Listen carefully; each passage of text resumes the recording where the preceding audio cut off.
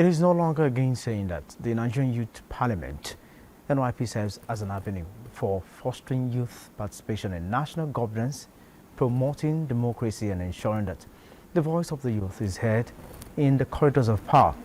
It is a model for youth empowerment, building leadership skills and encouraging a new generation of policymakers.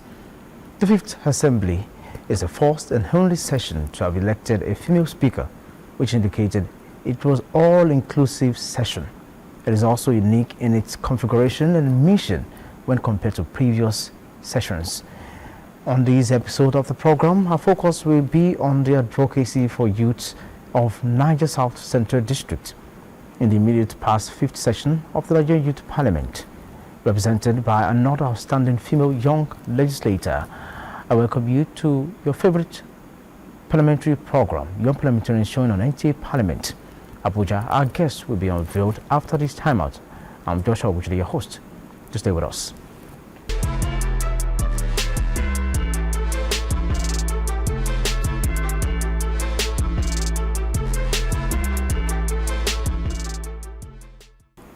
Welcome back. Join us on the program to discuss issues bordering on inadequate health facilities, amongst other challenges advocated for on behalf of Niger South youths. Is a member who represented Niger South Central District in the Fifth Assembly of the Nigerian Youth Parliament, Honorable RAMATU IBRAHIM. Thanks for joining us on this episode of the program. Thank you very much, Joshua. Thank you for having me on the program.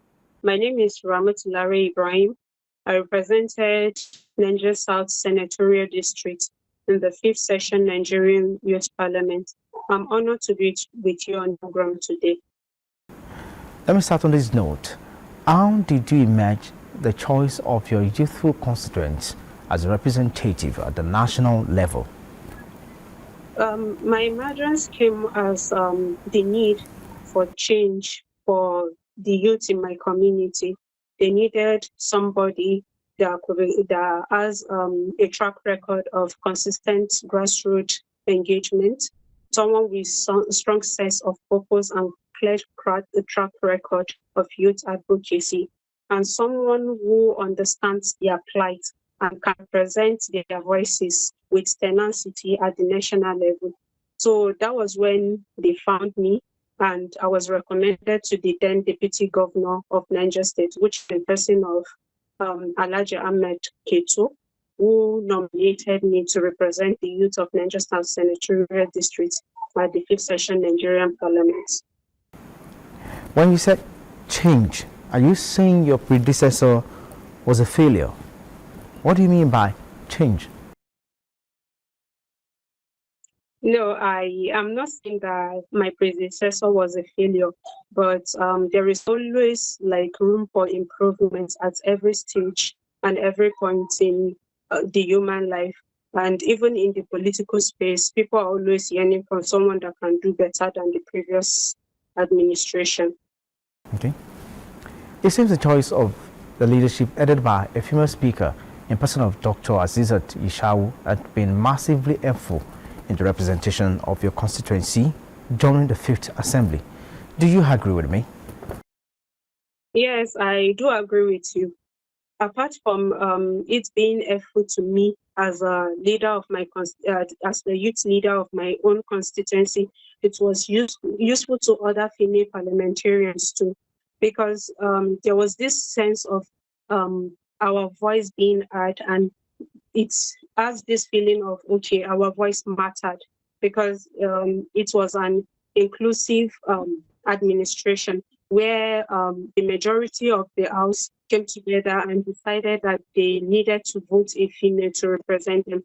And this gave us a kind of room for kind of a structure, an effective structure, and and confidence to be able to carry out our duty accurately and with more effort. And this was what bettered the Safeguard project, which was carried out nationally by female youth parliamentarians all over the country. It was a grassroots project for students in secondary school, where each parliamentarians was able to visit these students in secondary, and discuss issue about menstrual hygiene, and also we distributed menstrual sanitary to them, and we had their own issues when it comes to menstrual issue and all that. So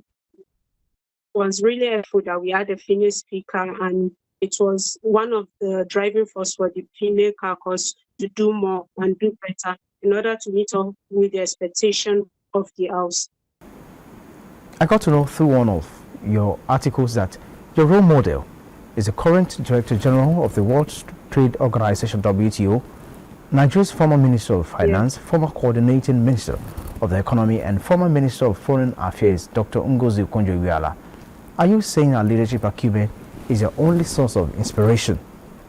Okay, Dr. Ngozi Okonjo-Iweala has done a lot in terms of leadership, and she has this integrity and transparency, and she's a result-driven woman. She's a woman amongst men, and she's a woman amongst men, and she's a woman who a lot of men bow to when her name is mentioned. So she's like a kind of a major source of inspiration to me. But I also have other source of inspirations, the daily kind of inspiration that I derive from people from the community, even up to the common volunteer, the school teachers, the cleaners, and all that. Their dedication and hard work they put in, and the selfless services they put in, it kind of speaks to me, and it reminds me of the kind of selfless services we put in order to enable the voice of youth to be heard in this country. So I derive inspiration on a daily basis, but Dr. Ngozi Okonjo-Iweala is my major source of inspiration. Now, having monitored your role model and welcomed her ideals, what were the core challenges of your constituents you advocated for at the level of the Nigerian Youth Parliament? Can you highlight them? Okay, we had the insecurity issue in Niger State as at that time, even though right now it's not as serious as it used to be as at that time. And our approach to our approach to the insecurity issue was to bring up the security town hall meeting, which was held all over the country. So this was a kind of an avenue for youth leaders from different organizations to come together, starting from NAMS, starting from NYCN, and other youth organizations, then political leaders, stakeholders, state government, religious leaders. They were present during this town hall meeting.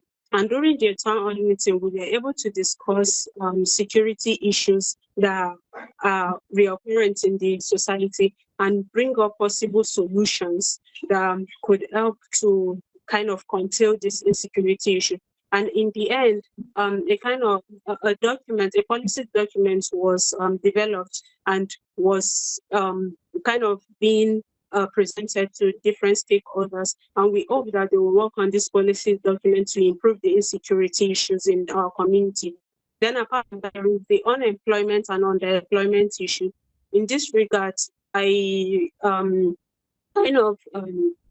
proposed policy in the House.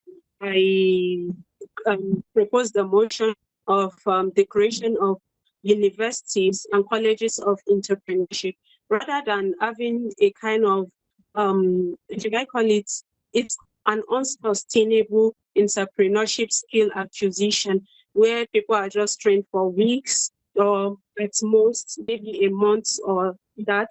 We can have an institution which teaches entrepreneurship, and not just teaches entrepreneurship, but at the end, it's like an academic achievement. You spend the normal, either maybe you have a degree 2 years, or you are going for a degree in a splitting course. you spend 4 years. Then, there is this kind of consistency and a kind of sustainability for you as the person that is acquiring the skill. Then after the skill, and I'm also proposing that we should not just stick to the normal skill acquisition, because over here in my own community, like the embrace to information technology, which is the new global trend right now, it's not very prominent. So the entrepreneurship skills I'm proposing is not just the normal soap making, bead making, all that. I'm talking about something like IT. So, and it will be a school, not just like an acquisition that you will take in a week or two, and that's all. And after that, there should be a monitoring and evaluation process after your school to make sure that you are practicing what you've learned. And within certain period of time, you'll be monitored. And there are benefits that will come with you having been to that entrepreneurship school, so that it will increase the kind of the economic situation. It will help in the liquidity in the economic, and it will help the economic itself, and it will reduce unemployment. And even if we're going with job creations right now, job creation cannot be sustained, because how many jobs are we creating when we are having like millions of graduates every year? So this is like a kind another thing that is an issue to my constituents, the youth in my constituent, and these are the solution I proffered. Then we also have the issue of under the issue of insecurity, we also had the IDP project to kind of sympathize with the people that have been affected by the insecurity in the community. During this IDP project, we visited the internally displaced persons. We gave them free medical care. Then we also gave them some basic necessity, such as clothes, shoes, even books for their children. And we also created an atmosphere where they will be happy. We brought in entertainment, and they were so excited, and they danced all through the day and all that. Then those are the few of the problems in my community and population. Okay, I love the fact that, you're talking about modern day skills, especially as it concerns, information and technology. Thank you. Time now to go on a short break. The discussion continues after these messages. Don't go away. Welcome back. If you're just joining us, the program is Young Parliamentarians showing on NTA Parliament Abuja. You can also join the discussion via the platforms on your screen. I've been engaging member representing Niger South Central District in the 5th Nigerian Youth Parliament, Honorable RAMATU IBRAHIM, on the advocacy on behalf of our constituency at the Parliament and our interventions at the grassroots. Honorable RAMATU, that brings us to your grassroots interventions. You spearheaded the IDP project and others on healthcare, security, and even entertainment. How did you manage? It as if your father is one billionaire. Nigeria is yet to know.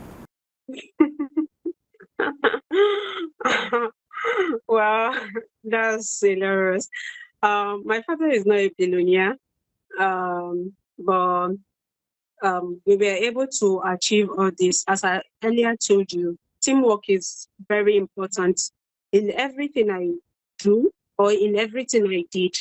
As at that time, I made sure that I involved the two other members from Niger State, because me being from Niger State, I'm open for development in other segments too, in other states, like other senatorial districts, because their improvements or their achievements we indirectly or directly affect our own achievements too. So I had the support of Honorable Tabitha Ahmed Waziri from Niger East Senatorial District. then Honorable Yaya Saleh from Niger Senatorial District. I call them my brothers and sisters. Then apart from that, we had I also made sure that we wrote letters to government agencies and parastatals, and we got support from the state government, from the State Ministry of Youth and Sports Affairs. We also got contributions from Senator Bima Enegi. That was the senator representing Niger South Senatorial District as at that time. So he was really good to me. He was like a father to me as at that time, because any constituency issue that I go to him with about the youth of the constituency, like he listens and he tries to help as much as possible. Then we also got the help of someone like Honorable Emmanuel, who was the Commissioner of Local Government and Chieftaincy as at that time. Though we got also collaboration from some NGOs, such as IPPFN. We also got collaboration from people like Vanguard from drug abuse. Then we also got collaboration from individuals, even my family. They contributed in their own little way. My family, my friends, my acquaintances, my colleagues, they believed in my mission so much that they contributed. And I also got some youth in the community who see what I see and believed in what I believed in. So they assisted in one way or the other. So all this little collaboration and help, you might think like is a drop of water, but by the time you know it, it has become an ocean that bettered and made everything I did possible as at that time. I love the fact that you included, entertainment in your interventions. Luckily, that it seems you're the first parliamentarian in the 5th Assembly, that would do justice to that. Judging from my experience, my previous experience, my first sessions with your colleagues, that's a good one there. Now, our collaborative agencies of government, you've mentioned some, collaborations, interventions. Our collaborative, in particular, agencies of government, the executive itself, and non-governmental organizations, or should I say, international communities by extension. Yeah, they collaborated both physically, even emotional support, psychologically, and some even collaborated with some of the materials we use for this program, and some even collaborated financially. Even the media believed in the IDP project that is a cause for humanity, and they collaborated with us. So they all collaborated duly and fully. And talking of the IDP projects, how my family, friends, and colleagues came in was that everything we donated there, we collected from individuals, family, and friends, like all the basic necessities. People usually have things that they don't use at home, and it's just lying around. So that was what brought the initiative. Instead of just leaving those things lying around in the house and being wasteful, just bring it out to people that will need it. And that was how we were able to gather massive donation for their IDP. Okay. So all we did was refurbish some of these materials and donated it to them. How are you carrying the young generation along, both nationally and subnationally? Do you even have an idea of the yearnings of the children parliament? Catching them young. Any connection at all? Okay. For the children parliament, we are yet to have a children parliament in Niger State, but with the kind of hardworking governor and all-inclusive governor we have right now, I'm sure it will materialize soon. But as per carrying the younger generation along, I believe that the younger generation are future of tomorrow, and deliberate inclusion and deliberate mentoring, it's needed for them to be able to grow to be the leader, the kind of leader that will move this country forward tomorrow. So in the aspect of involving young people and children. The Safe Path project was dedicated to young students in secondary school, which are within the age range of 9, 10, 11, 12, at most 16. So during this project, we were able to converse with them, and we were able to kind of find out some of the issues they are facing as young people, and kind of advise them on what to do. And this was what we call mentoring. And from there, some of them took my number, and I've been communicating with them since then. I've been like a mentor to them. And apart from the students that I had this program with, there are also some children that I mentor and to look up to me. And I'm hopeful that they'll turn out to be great leaders in the future. Oh, wonderful. That's quite encouraging. On a lighter note, kindly share with NTA Parliament memorable moments in your political career, especially the touching ones. Now we're talking from the pluses and the minuses, meaning we want to know what your experience is like, the most disappointing and embarrassing moment in your political career. Can you share some experience with us? Okay. The moments I really can't forget is during the IDP project.